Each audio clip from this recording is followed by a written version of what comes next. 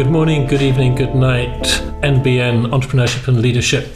Personally, I'm fascinated by the story. Trust is an underrated weapon in the business landscape. I'm a really strong believer in learning by doing. What's the definition of success? You're trying to come up with an answer to the question.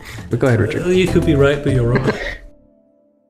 Good morning, good evening, good night, Entrepreneurship and Leadership channel listeners on the New Books Network. I'm here with my business partner and friend, Kimon, and today we are talking about enterprise sales, or from some people might think of as B2B sales, business-to-business sales. And Kimon, have you changed your idea about how to sell to businesses over the decades you've been in business?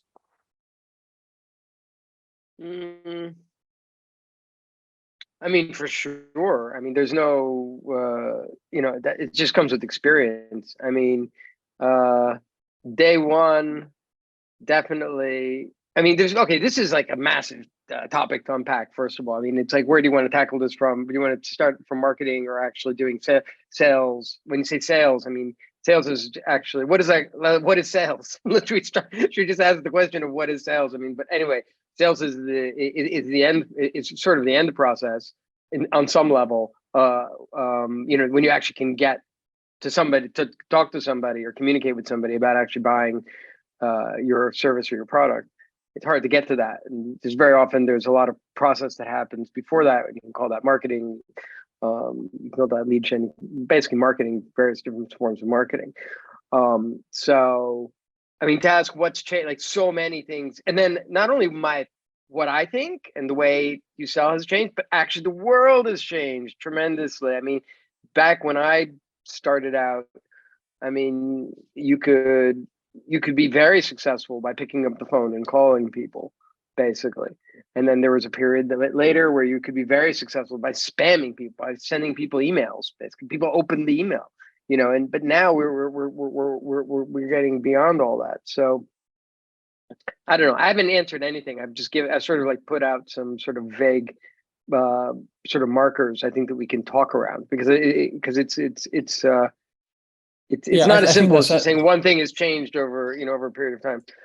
That's perfectly reasonable and very sensible observation, that not only have you moved from being a young, inexperienced businessman to a middle-aged, very experienced businessman, but the technologies and culture and what's acceptable has changed in different countries at different paces. But let's talk about something. Do you see any kind of constants? I definitely got some strong views on things that are constant, but do you feel like, maybe not with you, but in the world out there, things that were important, are important, and probably you can never tell the future, probably will remain important going forward in the difficult challenge of getting enterprises or businesses to buy whatever product or service you provide? Yeah, I mean, I think there's only one thing that really matters, and I think it's always going to matter. I don't think that AI and technological advances can ever usurp the personal relationship.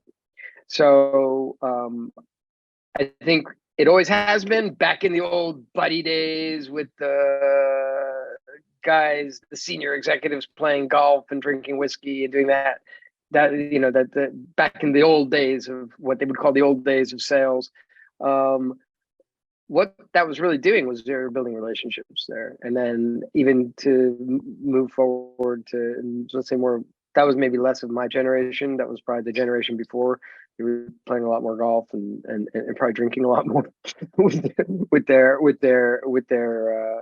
clients. But like, so, but even in my time, in doing enterprise sales, it's a long game.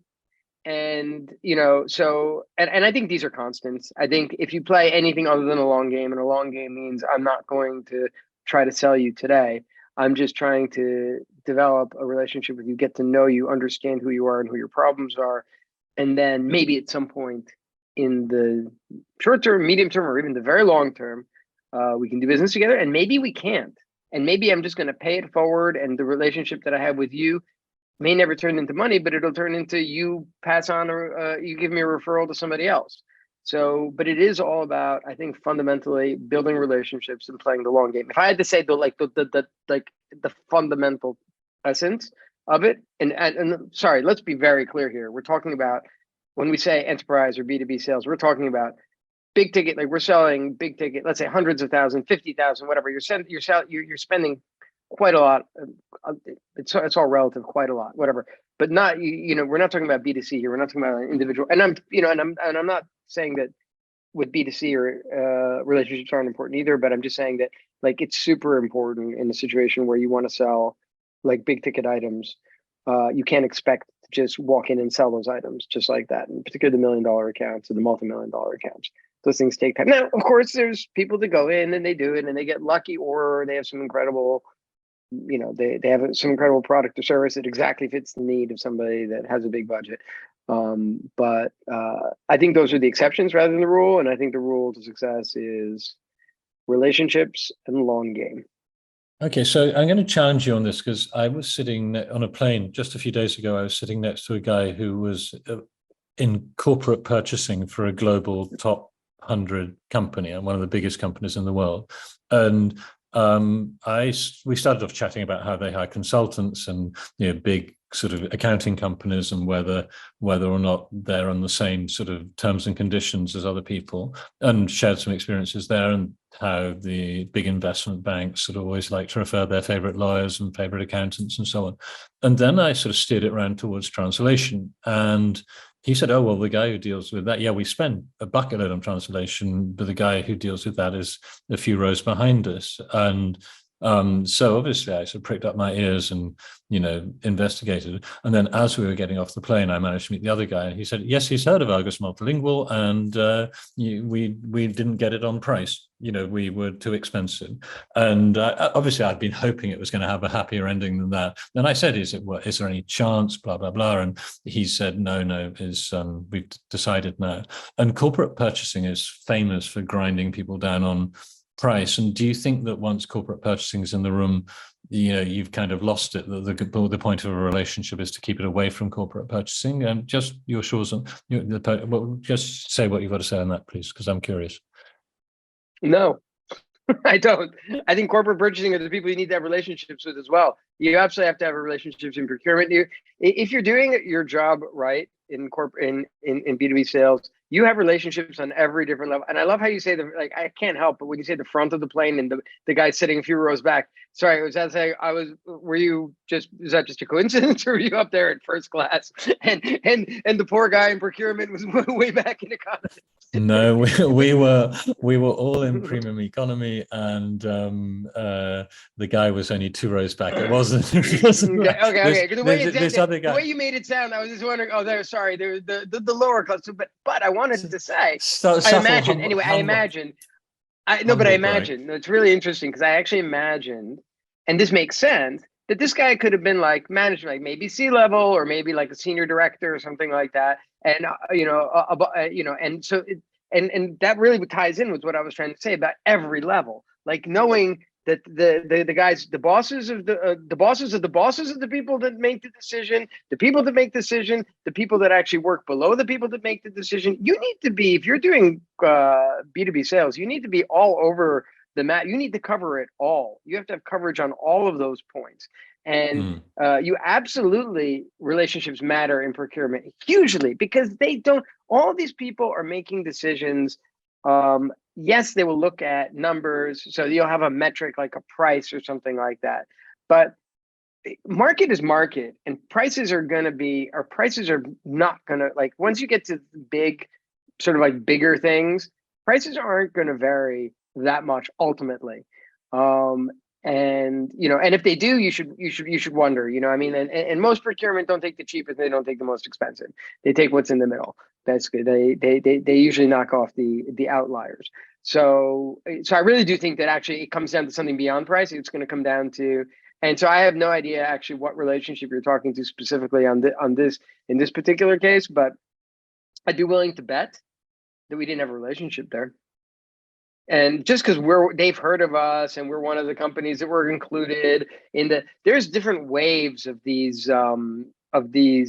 processes. In fact, that's a really, like, I used to have a policy that I don't go into these, and these are RFPs that you're talking about here. Procurement sets out RFPs. I don't know to what extent we need to dumbed down or whatever. But anyway, RFPs are requests for proposal, and that's what these big corporations do. They send out a gigantic Excel sheet or something where you have to populate it with a ton of information about you, your company, your financial history, your technology, all this stuff you have to populate, and then you have to break down the price, and then they take all this data and then they try to make decisions based on that. And I'm just going to say it. So I used to always say that if we don't know the procurement people personally, I don't want to do it.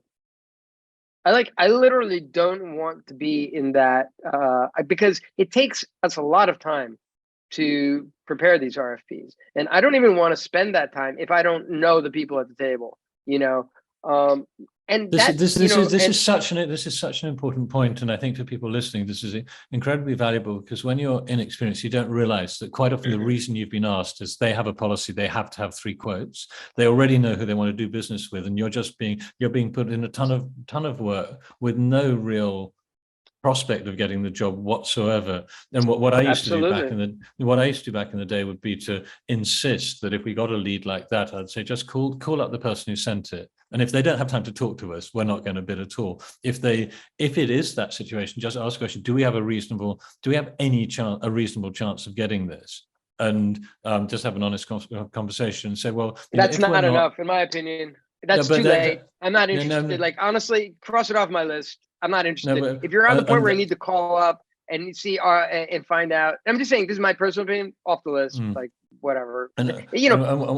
Anyway, I mean, obviously there's more than one right answer, but what I'd say is that if we didn't have a prior relationship, and I'd say, well, we'll give you a 1-page budgetary quote. This will cost you about 320,000 euros, and just to be useful for them, just to be friendly, but not put in a detailed proposal. I think it may be different vendor qualification, where you have to fill in all the Excels and give your whole corporate history, is something that sometimes you have to do, but that should be later in the stage. That shouldn't be first stage. That's when you've got a chance, I think.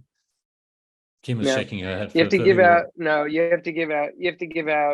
the big on the big RFPs. You have to start by, they want to know, they're weighing a lot of different things. They want to do your business stability. They want to know your financial, like how much of their budget would it be putting their business at risk to give too much? Are they going to be a big client or a small client? They want to know, they really do take all this ridiculous amount of information up front. And it is a very, and if you were just to say, no, I'm just going to give you some brief, they won't take it. They're not interested. They need to have their Excel filled out, as you said, and you said it right. They have to have this Excel filled out 10 times. That's the problem. They need 10 companies to fill out this Excel so that they can say we've completed the process correctly. And that's the problem, is that you're just part of a process. You don't really have any chance. So if you call them up, they're going to say, yeah, they're incentivized to say, oh, of course you've got a chance. It's great, because they want you to fill out, they want you to check the box that you're one of the suckers that filled out all this information when they are, as you said, they want to hire the 3 incumbents back. And now listen, a lot of people would disagree with me, and rightly so. Honestly, if you have the sales capacity and the bandwidth, you should go in there and fight for these things, and try to go in as the complete outsider and try to get to the point where you can make it. Because if you can get past stage 1, there's a process. Stage 1, they'll look at the initial bids. Then you'll actually get a chance to pitch to them. If you can get to the pitch stage, even if you're the dark horse that nobody knows who you are, maybe there's a way to go through it. But for me, again, when I was running the company or the companies, it was small. Like, the team was small. Again, we had to stay focused. Like, you couldn't do it. We just did not have the bandwidth to chase every one of these down. But I do think with a bigger company, like now, I'm not running Argos, but I think now Argos is clearly at the size where it can go after these, it has the capacity to go after, and should actually go after, because you'll get your name in there in the procurement room for the next, maybe for the next round. Again, we're playing the long game. We're always playing the long game here.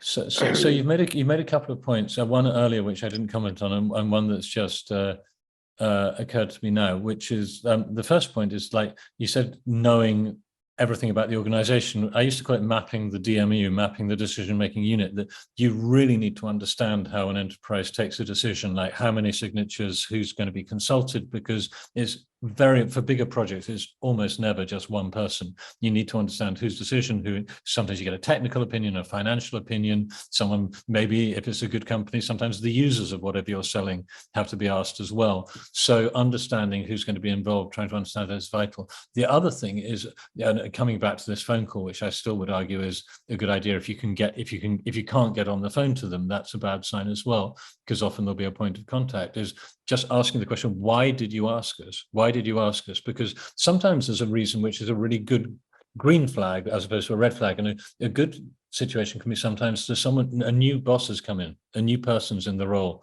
and they're reviewing all the cozy relationships that have existed that have resulted in the previous vendor being embedded in the process. And sometimes if you discover there's a new boss who's a bit suspicious, why is this so expensive? Why are we always using these people? That might give you a chance to get your foot in the door in a way that wouldn't normally be the case. Yeah, I don't know. I don't want to get into an argument. Okay, well, because I just don't. I don't think that that's. I just don't think it's realistic. I think that they're going to. I don't think you're ever going to get that information on a call, that they're going to tell you that there's a new manager in place that's reviewing the cozy relationships. And if they do tell it like that, I'd also be very suspicious that they just want to get me on the list. I'm sticking to my guns. I think you're better off actually, like what you like, basically having a personal relationship, knowing these people from before you get invited to this process. You actually have talked, the people that are on the committee, at least one of them. You don't necessarily have to have the decision maker, but you actually personally have met somebody in that procurement team that's working on this, that you can have a sort of higher level of confidence that you legitimately have a chance. What you did say, though, that I completely agree with, that is actually the in my opinion, the place where a lot of companies fall down on their faces, and surprisingly, experienced salespeople still don't do this well. It's mapping the client. It's there's a huge value in really identifying and trying to understand who all the players are in an organization, and even more importantly, like how can you, because we're selling in big companies, and there's been and sorry, I'm just imagining if you're selling to big companies, there's acquisitions, there's all kinds of other departments, other divisions that aren't under the same fold of that one procurement that you're dealing with.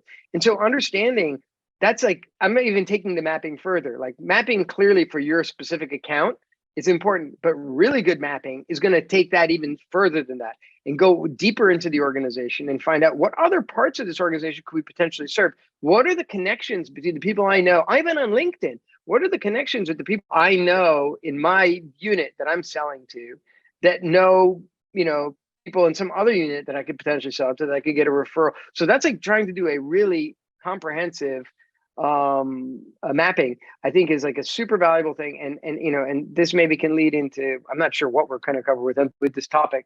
We're definitely not going to cover much in an hour, but like I was going to say, lead into cold referrals. I think an additional point here is, like, simply understanding that the person you're talking to isn't necessarily the only person involved, and that things change. And these big companies, they're always having restructurings, reorganizations. Things can change and change and change. And if you've got a good relationship with the guy or the woman they may tell you, oh, by the way, we've got a process improvement consultancy and looking at everything. So it wouldn't be a bad idea. They may share information that will give you the chance to react to that's changed, that's coming on the other side. The other thing is that I've noticed, particularly where you've got a good relationship with an existing person, sometimes your existing person in the client side will say, oh, just send me a quick offer for this because I need an extension or whatever.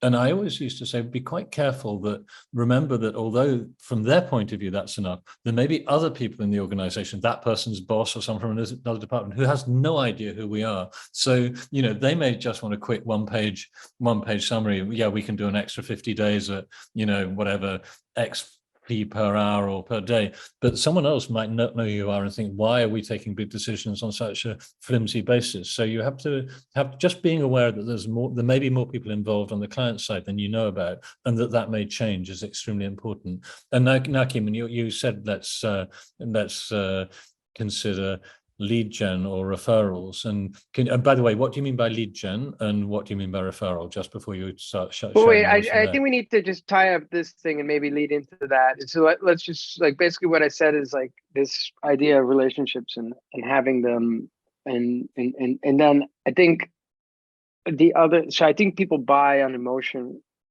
mostly and comfort and I think that once there I'm a strong believer in like the lifetime value of the client, actually having that, like trying to get as much out of a relationship as you can, because like if you can then get a referral from that person, that lead will be, if you have a very happy client and they refer you to somebody else, that lead is a lot more valuable than a lot of other leads you can possibly generate. So I do think that that's why mining your relationships, and that's when we talked about the mapping. I mean, in a lot of ways, that's just mining your relationships. How can I take these relationships that I have, and how can I extend them and get them to go further? So I think that's like a fundamental thing, that it's easier to sell to your clients. It's easier to sell to people that you know. It's easier to sell to people that trust you, and it's easier to sell to people that you haven't even been sold to yet, but that you've worked on for over a period of time. You've met them multiple times,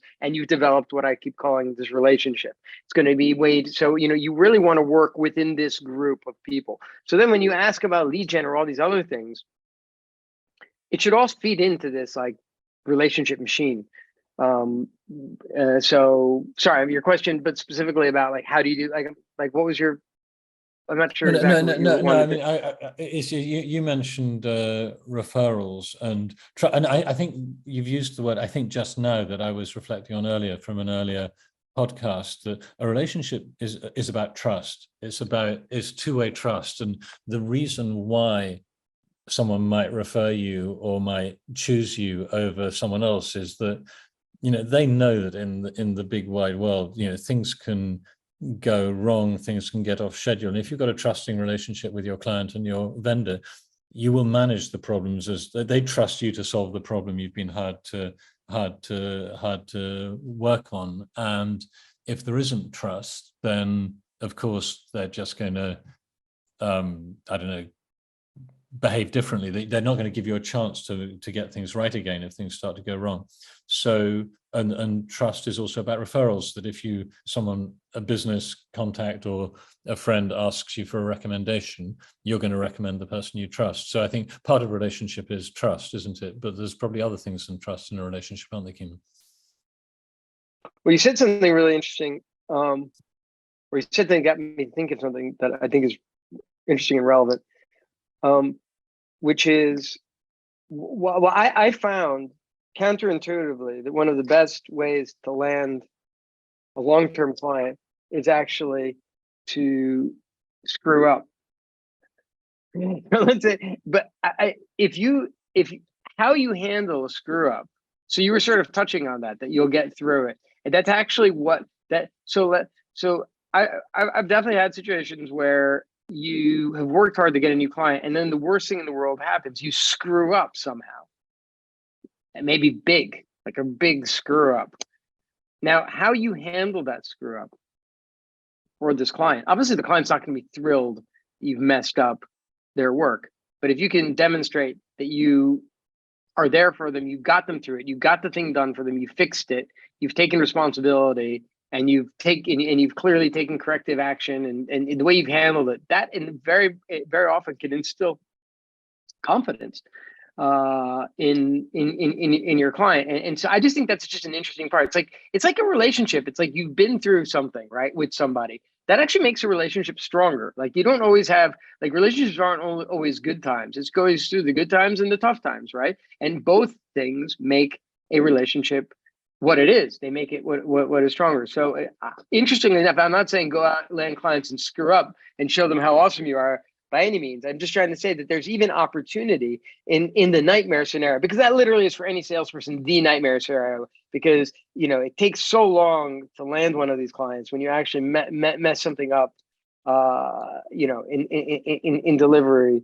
That's literally the nightmare. But I'm saying even in that nightmare scenario, you actually can create sort of like strengthen a relationship, which actually can then pay dividends down the line. And to make this practical and relatable, if you suppose you're an entrepreneur founder, or you will be one day, listening to this podcast, and you're in a situation where something's gone wrong, but the company's got 5 or 10 or 15 or 20 people, so you're still small. If you, as the owner founder, make clear to all the salespeople, if something goes wrong, I will support you. I will get on the phone or I'll get on a Zoom, go and visit the client to explain that we will not rest until we fixed it. You as the founder have to absolutely stand behind your salespeople and get involved as the boss, because in fact, the CEO or the founder or the managing director very often is the best possible salesperson in the business. And some CEOs don't like that. But what's your, as a CEO, were you actively involved in sales, Kimon? Yes, and you hit the nail on the head. It's an unfair advantage when I'm in there and I can make a decision on the spot for the client. It's just they just love like that. That's just a huge. So basically, yes. I think I personally think that the CEO, like, I'm definitely in favor of a client facing CEOs, CEOs who come from a sales sort of background. I think that's really, really important for multiple reasons. One is just I think you need to be if you're the CEO, I think you need to be in front of your clients, because you need to understand what their problems are, not only hear secondhand through your salespeople, sales managers and stuff like that. It's just really valuable to actually talk to your clients, so you understand your business better. That's one thing. But the other thing is you can actually solve clients' problems fast, and you can cut through red tape. And if you are able to do that, again, you're just building the relationship. Like, wow, like I get to talk like I always felt like we were positioned as sort of a mid-sized company, and so it's like we're big enough that we can handle the work, but we're small enough that we really just care about your customer service. And nothing shows that I care about you when the CEO founder is showing up in wherever place you are, and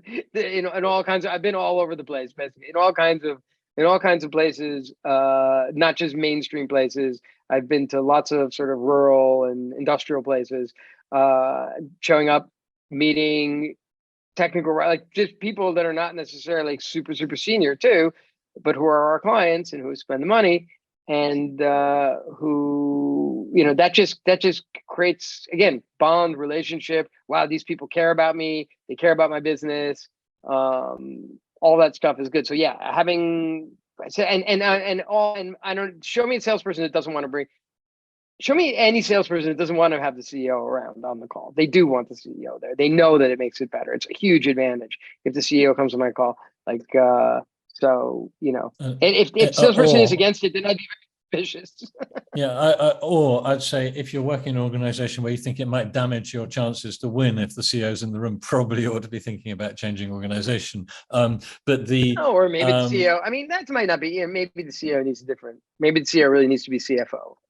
Yeah, but what I was just going to comment that for people who are sort of building organizations, smaller companies, this is actually one area where you may have an advantage over bigger competitors. That if you're a 10 million euro a year company and the market leaders are hundreds of millions or billions of euro, when you're talking to a customer, it's very unlikely the CEO of $1 billion company will be in the room for the same projects that you are. So by getting involved as a founder, CEO in the sales process, that can give you an edge, because usually the bigger companies have got lots of advantages in terms of brand and reputation and history.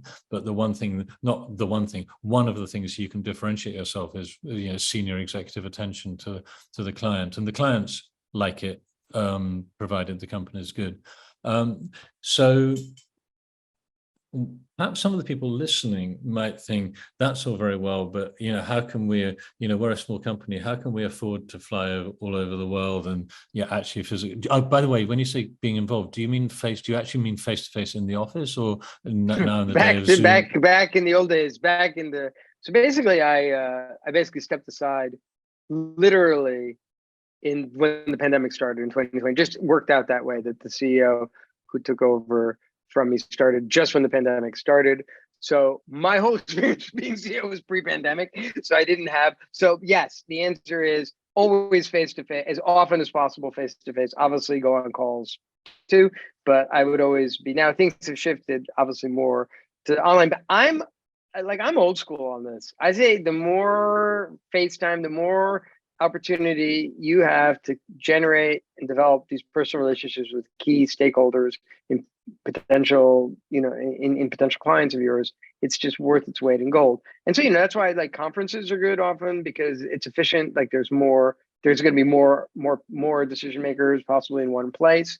If you can find places where they gather, those are good places to go, because then you can schedule meetings and try to, and again, it's not to close the sale, it's to just to develop your network of relationships. But it's a long game. I mean, it's a long game. So but just before we move on to, I think you're absolutely right, and that's one of the reasons that trade events or trade fairs, conferences can be an excellent part of the sales and marketing process. I was alluding to the cost of flying around, getting to see people face to face, and what would you say to someone listening who says that's all very well, but we just can't afford to, we sell internationally, we're a small business, we can't afford to fly, to the other side of the world to meet people face to face because the numbers don't stack up.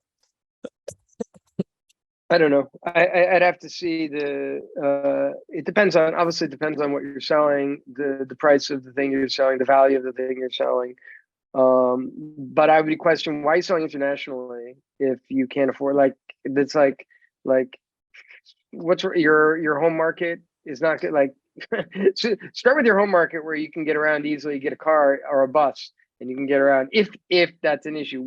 Now, if you're selling internationally, you should be able to be charging a premium such that it should be built into the cost. In my opinion, you should be building that into your price. Like you need to be able to build a budget that if you're selling this stuff, that you're going to then be able to go out and visit them and work it and manage it. Now, having said that, if it's not a high value thing, it's probably if you're in a you need to have high volume number of clients, and it's a lower value thing, then clearly personal relationships is not going to be, personal relationships only matter in a situation where you have concentrated buying.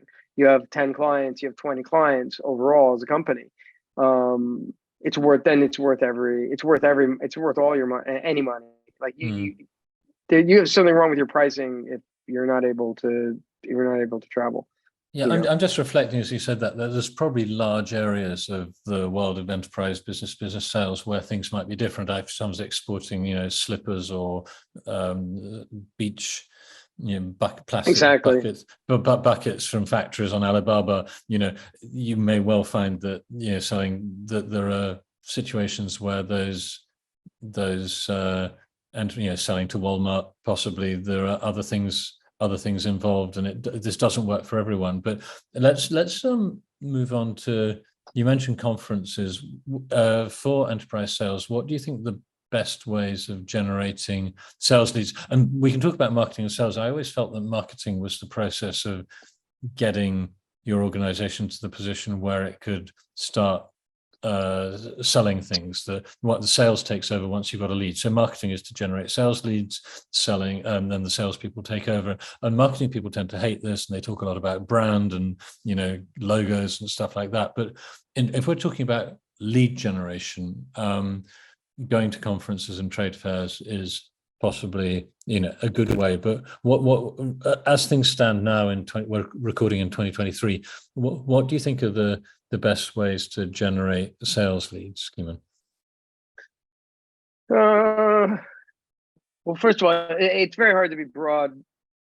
It really depends on what you're selling. And let's just assume that it's a business to business service of some sort. Yeah, I mean, I do think you need to. So, I'm sticking to my relationship thing, and it's a matter of finding out where. Well, you have to really, really, really start with who's the buyer, who is actually the person that's actually going to buy my stuff in an organization. What are their job titles? Who are these? What do these people what are their actual jobs and what are they actually, apart from, I guarantee you their job isn't to buy my service. Their job is to do something else, basically. And buying my service is going to help them do something else. So where do the people that do exactly what these people are doing, where do they hang out? What conferences do they go to? What do they, are they part of communities? Are there online communities? Are there sort of, are there LinkedIn groups? Are there, whatever, where can I find these people? I mean, that's the number one thing. And so then we're back to finding out where these people hang out and then finding ways to engage with them. And so that you can start developing these personal relationships. And so, yeah, that's again, a very broad answer, because I mean, obviously you can use, there's all kinds of, content marketing is probably the best way nowadays to do things, to create some very, very targeted content that's going to be, that can be useful for a specific, very niche group of people that you're trying to engage with. I don't think sending out emails, spamming and cold calling is a great way to get anything done in 2023. But there are some good tools. I mean, there's, with LinkedIn Navigator and all the marketing automation stuff that's available. There's tons of ways this is done now, basically. I'd make a couple of comments on that. One is that I'd say looking after your existing clients, that there's a concept of quality of revenue, quality of earnings, quality of clients, and spending tons of money looking for new clients if you're not keeping your existing clients is like sort of pouring water into a bath that has a plug hole out. That the idea. So one thing is like getting really focused on new lead generation if your existing clients aren't coming back year after year after year, assuming you're selling something that you can sell to them year after year after year, is a big red flag. So I think we've had a few people on the podcast over the last year or two who've referenced that.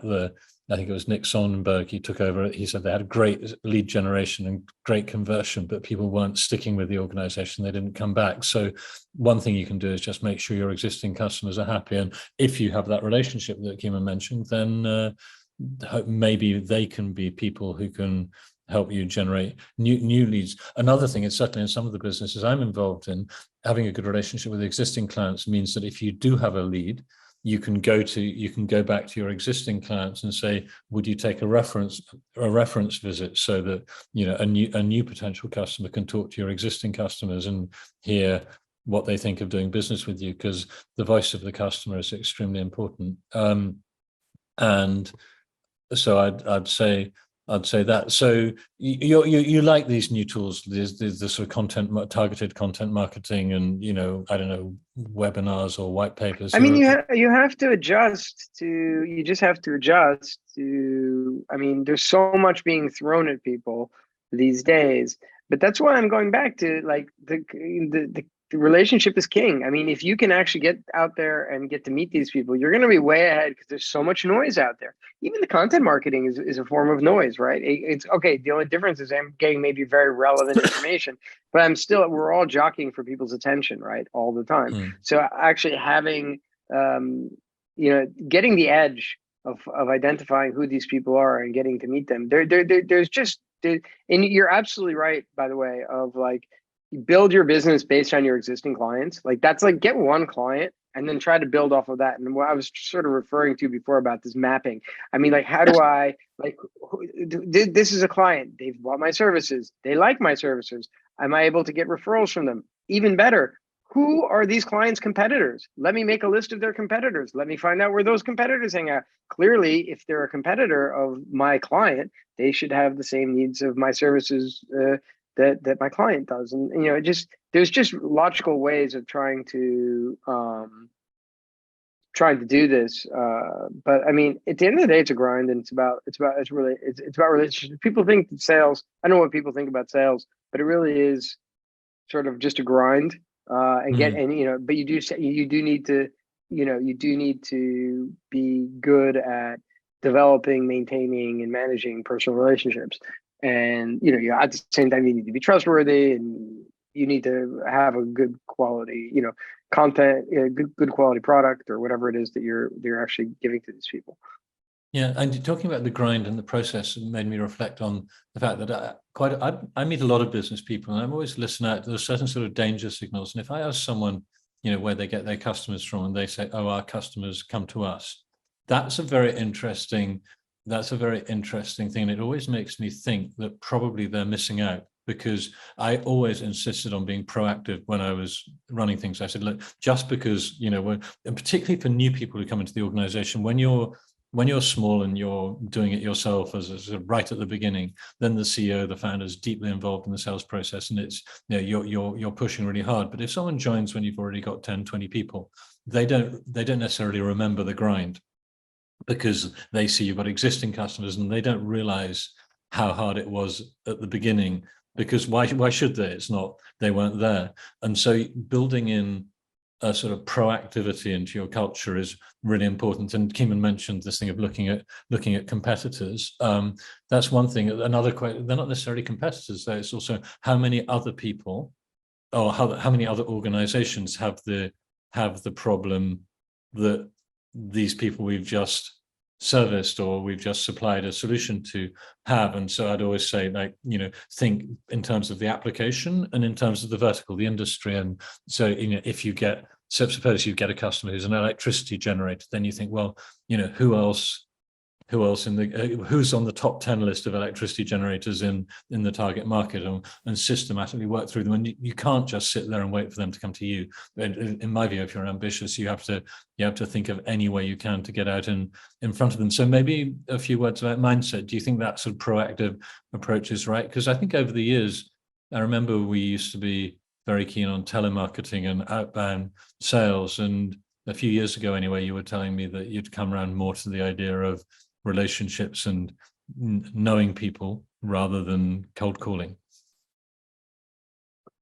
I mean, we used to call it spray and pray. And I think that's a Spray great and pray. Spray. Can you explain what you mean by spray and pray? Because I remember that phrase, but just for our listeners, it's like spray, like spray. Spray means you distribute water over a very large surface, and you hope that somewhere one of the drops that you sprayed out, imagine a hose that you're spraying all over the place. You hope that one of these drops that you've sprayed out in all these random directions is going to turn into a sale. And so that is not a very, basically, it's what it is it's saying it's not a focused approach, right? Like having a focused approach is a key. And I've definitely come around to the idea in enterprise sales that less is more. I'd actually rather have a smaller sales team. In fact, this is maybe again counterintuitive, and a lot of people might just flat out disagree with me. They bigger sales team, bigger sales team, bigger headache, like more people to manage, actually more noise that gets generated into you gotta have a really good, really tight. I'm sure that there's ways of doing it. You have a really tight process, but remember, everybody, salespeople are extremely persuasive, right? And they're going to be like, I've got the best, these guys are awesome. These guys are going to be huge. And so they're bringing this lead in, and they're being persuasive to the production teams that they should spend time and look at this thing, because the salesperson can't do everything by themselves. It takes time. And maybe it's not the most valuable use of the time. If the salesperson is doing everything they can to get a commission, to get a sale, they may be less interested in sort of the technical details of the actual project. There's going to be better projects and worse projects, higher margin projects and lower margin projects. So I think having a very focused, very small team of doers, not managers, because the other thing that happens is your best salesperson, make him a sales manager. He has no time to do sales anymore. He has to then manage mediocre salespeople, which is completely stupid. Basically, let the best salespeople sell. So if you have a smaller team of sort of independent, talented people that are able to close by themselves, also able to develop relationships, you want sort of like multifaceted people, then I think that I've come around to that. Basically, I've come around to that idea. Then rather than trying to manage a large team and trying to just get as many men, like make it a numbers game. I just don't buy that. That used to be the thought. That used to be like back in the probably in the 90s and maybe early 2000s. It was a numbers game. It's a numbers game. If you get enough people in the funnel, enough will drip down to the bottom of the funnel through the process. But I actually think we're past that now. I think it's a quality game more than a numbers game. It's not the number of calls; it's the quality of the calls. Yeah, a couple of comments there. One for people listening is it's really important. Things change over time, and whatever you believe right now, you have to monitor the facts and see what's going on. Keep in touch with other people in your industry, chat to them, listen to what's working for them, because things can change, and what works now in 23 may stop working in 25. Although I think this point about relationships doesn't change. But I wanted to ask, you mentioned like your great salespeople, and obviously they have to be good at forming and maintaining relationships, because we both have, in our view, said that for the things we do, that's very important. But beyond the relationship, what are the other characteristics of a good salesperson, bearing in mind that, absolutely be careful not to let the talented people get promoted to one level above the thing they're really good at? That if someone's good at sales, what does that mean apart from being good at relationships? Believe it or not, it's kind of boring. People think of sales as like a sexy, cool guy or gal, smiling, personable, and all that stuff. I think being well organized it's like probably the number one thing. Managing, there's all these. I mean, CRMs there's plenty of great technology, great tools for salespeople. Surprisingly, number of salespeople don't use it, but like systematically using your tools is gonna make you better, because you're just gonna be able to process more. They're efficiency tools for salespeople. So so I'd say efficiency. It's a big part of it is actually efficiency, and then obviously you have to have the right attitude and mindset. I mean, I do think that I can't speak to every different sales whatever, because there's different products and different services. So they're all will not be equal, but I'm sort of referring to sort of the bigger ticket items in a service company, a B2B service company, and those things are just going to take time. I mean, you're just not going to land. You're just not going to spend a little bit of time and land the sale. So if you're not a patient person, if you're not ready to really grind, to just systematically do whatever it takes, then and have the patience that the process is going to work, because I think that's what happens. I think that's probably one of the biggest problems we have as a culture these days with all this whatever tech and all this stuff is patience. I think we're just low on patience. I think we want everything now. We want everything fast, and that's just not going to you just have to play a long game. But if you do the right stuff, and you're lucky enough to have a good product and service and a good company, it's a grind, and you'll get there. I mean, that's what I think. And you've mentioned I'm just going to quickly comment on that the time needed. This is very, very risky, a huge risk factor for tech startups that are planning to sell B2B. If the people in that organization haven't experienced the long time cycles, the long sales cycle for B2B, it can be life-threatening. They've got enough money to pay 2 years' salary, and they imagine the product's going to be ready at the end of year one. They'll do some MVPs and they'll go out and sell, and it can't take more than 6 months to sell.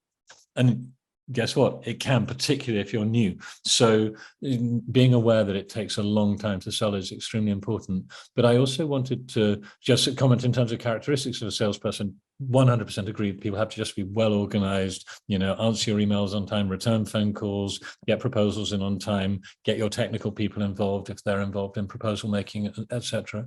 But then the other thing is, I think it's really important to be good at listening and asking questions. That understanding, the more you can understand what's going on with your clients, the better. And the stereotype of the salesperson is they've got the gift of the gab, they're a slick talker. And I think a good salesperson has to be a really good listener, and not just listen to what the client's saying, but the body language, look for unconscious biases, and not biases, well, those two, but unconscious things they didn't mean to say, but they let slip, which help you understand more about what their underlying problems are. And we didn't talk about this at the beginning, but I think one way of seeing sales is saying that all businesses, when they're selling to other businesses, must be solving some kind of problem. Like, a cafe is solving somewhere to sit or thirst, but whatever you're selling, the more you understand the problem you're solving for the client or the problems you're solving, the more likely you are to be someone who's valuable to them. Almost you understand their reality better than they do, because sometimes you really focus on the problem they've got, whereas the problem that you're solving is just one of a number of different things they have to worry about. So to some extent, you may be more of an expert in their problem than they are. Yeah, I mean, I think that now I remember what I wanted to say. You hit the nail on the head. I think what you don't want to be. I think there's a couple of things that you just don't want to be. I think that some of the behaviors that I've seen, the worst behaviors I've seen in salespeople, are they rush into a meeting and they want to do the presentation. They want to show people their slide. They want to talk about me. I want to talk about me. Hey, do you want to hear about me and my product and my services? But do you know what? That person couldn't give two shits about you. Actually, they care about themselves and their own problems. And so this is really what you're sort of addressing, is the fact that if you're not listening, if you're not trying to identify, so you should not be going out there, or another one, like if you're just an order taker, like you just got the menu, you're just there to take an order. Like that's what, like, is that your role as a salesperson, to just say, do you want, so what do you want? You want a cheeseburger? You want cheese on that? What kind of cheese? You want some bacon? You don't want bacon? Is that really your job? Or is your job to help the client understand, do I need a hamburger or a cheeseburger at all? What are you hungry? Do you even want to eat? And I think you raised a really important point about not getting a presentation out, and perhaps the single most valuable thing that some of our listeners may get from this conversation is understanding that it's a really, really, really bad idea to start your meeting with a presentation of your company. I wrote a sales process for a couple of companies I was leading or in the management board of, where I said, the first thing you do at the start of a sales meeting, you thank the client for the fact that they've agreed to see you, make a few pleasant remarks about how you realize they must be busy, you've got some ideas of how you can help them, but why don't they explain why they wanted to see you in the first place and what the most important things they want to get out of the meeting. And you don't get out your laptop. You don't start showing your corporate history, because as Kimon said, people aren't interested in your corporate history. Maybe that will be important later, but if you can get the client talking about their problems and what they want from you within the first minute of the meeting, you get off to a way better start, because then if you have a presentation, you can show them the bits of your presentation that are relevant rather than plow through 10 pages about your business. So be really careful about starting the business in a standard way of presenting your company. And I think there will be a time for that, but it's not what the client wants to hear about. Yeah, I mean, I heard somebody say somewhere that, it's you go in there's some standard like business protocol that you have to follow. And sometimes the clients themselves want the presentation just because it's like what you're supposed to do and you're supposed to go through. And actually, this is very interesting. We don't have to get into this, but culturally, I've seen huge differences in going to meetings in America and Germany and like different places. Like culturally, actually, the way meetings are run is different as well. But what I started to say, I heard somewhere that like the best part, the most important part of the meeting is like the walk out to the parking lot, or the walk out, or when they escort you back to the lobby. That's when you can actually, the guard is down, you're no longer talking in the formal thing, and then you can sort of, but these are the things like the really talented people are picking up on, and they're finding the let's say when people are most vulnerable or most honest, and they're trying to get in there and but again, every time you can then take them out to lunch or take them out, this sounds so stupid or whatever, anything where you can just spend more time, the more time you can spend with your clients so that they know you on a personal level, that's going to be that, at least for me, that in my experience, that was a huge edge for me. And it's quite frankly, it doesn't only matter for clients. It actually, in a business, it can matter for employees. It can matter for suppliers, all of the key stakeholders in your business you should actually manage. We're sitting here talking about relationships are important for clients, but they're important for everything, quite frankly. Yes, and I think this idea of people's guard being down, this idea that people sort of go into a role, and in their role they behave in role. But if you can see what they're like before they're enrolled or after they're enrolled. And yeah, I've heard journalists say that the best time to ask the most important question is after you put your notepad away and you just say, by the way, just between, by the way, did you really mean to do X or Y? And they tell you something that they haven't told you because their guard is down. And a good example of a guard is down question is like, between you, by the way, do you think we've really got a chance of winning this? You can just say as you're leaving. And the guy will say, actually, it's not looking too good. Or, you're on an insight. We'll be probably talking to you again. And you can find out extra little snippets of information that you wouldn't be able to ask in the formal setting. So that's important. I just want to ask you what you think about process and numbers and metrics of things like, do you believe that if you're managing a sales team or you've got a bunch of salespeople, you want to know how many proposals they make, what their conversion rates are, how many sales calls they make, how many meetings they have? Because, I've changed my mind on and off about this, but, sometimes there's a really big sort of issue. A salesman X, isn't making the right number of calls, or salesperson Y, isn't having enough face-to-face meetings. And, what do you look out for if you're trying to judge if someone's a good salesperson? Activity. I mean, there has to be activity. There has to be the right kind of activity. I mean, if somebody consistently is getting face-to-face meetings, but they're not getting sales, then you need to look at maybe who are they talking to, like, are they, where is it going wrong? But I mean, there's certain activity that we want to see. But quite frankly, I find this all extremely boring. I think it's very important. And I'm glad that other people manage it because but I do think it's really important. I do think that the CRM, for example, is a really good tool for salespeople. And I think this is the way to sell it to salespeople. I think you need to show them that it gives you efficiency. The flip side of that is once you have them using it actively, you should be getting a lot of data. And there's no doubt in my mind that data can be mined to give you a real sense of, direction that people are going, allow you to help and guide people that may be struggling. And hopefully give you a good sales pipeline, and it allows you to get real insight into what's coming down the path. Quite frankly, though, this is not my level of expertise. So, I don't personally find it that fascinating, but I agree that it can be done and it should be done by people. I think I'd definitely say it can be on the list of boring but important. But I'd say one reflection you didn't share, which I think is really important. It's very obvious to look at the numbers, right? In terms of how much revenue does someone bring? Someone's got a sales target, they're bringing in their sales target. Therefore, they're a good salesperson.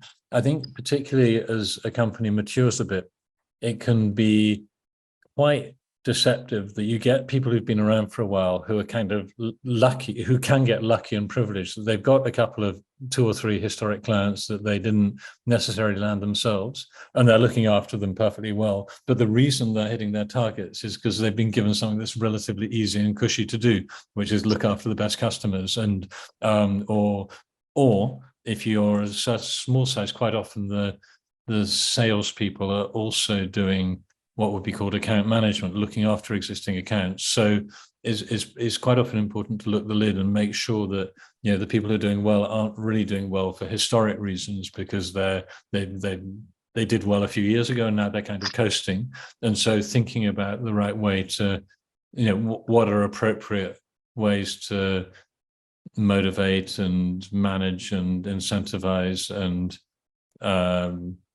basically set goals for your successful salespeople is really important, and leads into one more thought and question I've got for you, Kimon, which is about winners and losers. That sometimes sales managers spend an awful lot of time worrying about the people who aren't doing very well, trying to bring them up to speed, and the people who are doing fine are left well alone. And I've often thought, well, if you can get 10-20% more out of the people who are doing well, that's a really big impact. Whereas if you spend double the productivity of someone who's doing badly, they're still not going to be that good. And do you think you should be sort of sticking with the high flyers, or trying to bring the slow coaches up to speed? I don't know. Depends. It's a very difficult question to answer. It's going to be case by case dependent.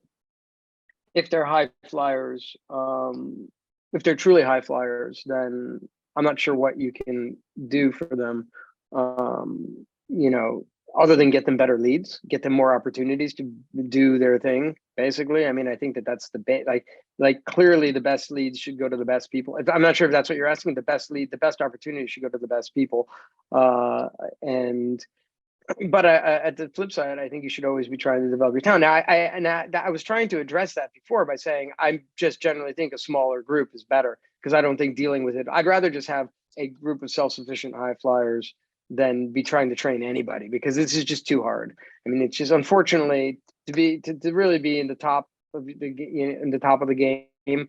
It's there's just not going to be that many of them. So like, it's just find as many of those as you can. And then obviously, you know, I'm not saying don't train people, but I just think you're taking on a big job. Like you better know what you're doing. I mean, it's because it will be time consuming to try to train up top quality people. The best people are going to be actually moved from, let's say, production work into sales, in my opinion, because they'll know inside and out. And they're not going to come from outside from sales. And this is something maybe you want to talk about, where do you get the people from? But because one thing is to obviously hire the best that's out there, proven best. But then if you want to build your own, I would not be just hiring a good salesperson and try to teach them your product or service. I'd be hiring somebody in your organization that actually knows your product and service inside and out and has the propensity to be a salesperson. Yeah, I think let's do talk to that. So I mean, there's in translation, there are project managers, and I know over the years you said very often the project managers are more important for the customer than the salespeople are, and turning someone who really knows the product well into a salesperson is probably easier than turning a salesperson to someone who knows the product very well, and the customers want those people. But in terms of sourcing people, hiring salespeople, there are a couple of questions I've got. One is about sort of industry experts. So suppose you sell to, I don't know, the army. There's a certain scale. People think, oh, well, it'd be really good to have an ex-general or someone who used to work in army procurement, someone who knows from the industry into which you sell, which has the possible issue of are they good at sales, or do they just know their way around that industry? And then there's the other thing is hiring people from the top table, that sometimes there's a sort of awe of or huge respect for people who used to work for the big leaders in your organization. And I've heard it said sometimes that these people who used to work for the market leaders aren't necessarily the right people to hire, although they may be. And so talking to sort of like people from the industry you sell into, or people from the top tier, from the brand leaders in your industry, what do you think about those places as places to go out and look for talent? I think you're gonna find it a silly answer, I guess, but this actually fits into the relationship bucket as well. I think that you need to go out and get to meet the top salespeople at industry events over time and really identify who really is like got it, because it's not just a name and a CV and a job title that I would get from either a recruiter or LinkedIn or wherever is not enough. I need to see, feel, and touch, actually. And I do think that again, the truth is, a great salesperson is never available because they're making too much money. They're never going to come. When you put out your job ad or whatever, you're never going to get a great salesperson. All the best salesperson are busy selling, making lots of money, basically. So how do you get the really good salespeople? Well, this is what I'm trying to say: is identify who these people are, build your relationships with them, and then wait. Because what happens is companies get bought, private equity comes in, all kinds of different stuff happen. Compensation schemes change, things change, managers change, and what used to be a rosy situation for a talented person can suddenly change.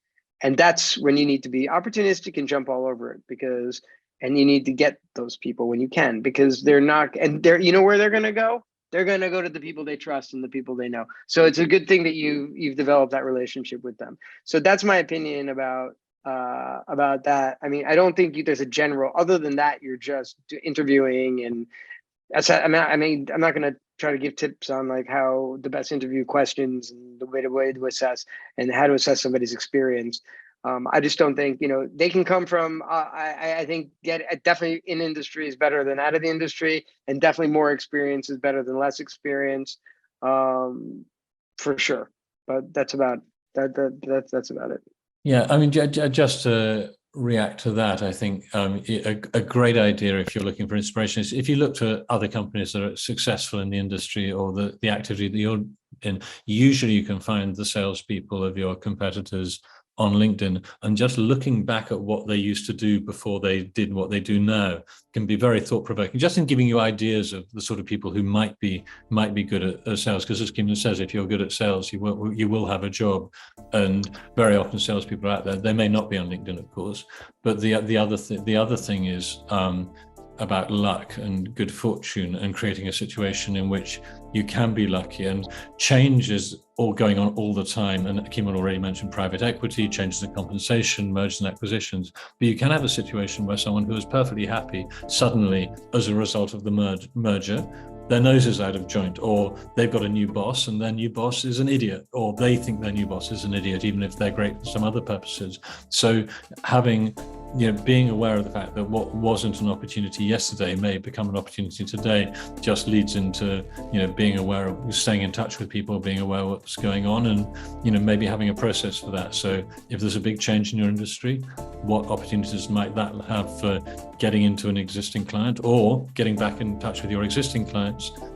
Getting a new client or getting back to your existing clients and just checking in, are there any changes coming that we ought to be aware of to make sure that, we can keep the business, which all comes back to our kicking off point of relationships. So just to wrap this up, Kimon, is there anything else you think we ought to add to this, or do you think that we've done the subject justice? We've done whatever we've done justice. I'm not sure the subject is too big. As I said, I think enterprise sales we didn't even touch on. We barely touched on marketing and a lot of things actually. There's a lot of things, but I think this is a good sort of a good start. I look forward to doing more of these. Fantastic. Thanks very much indeed.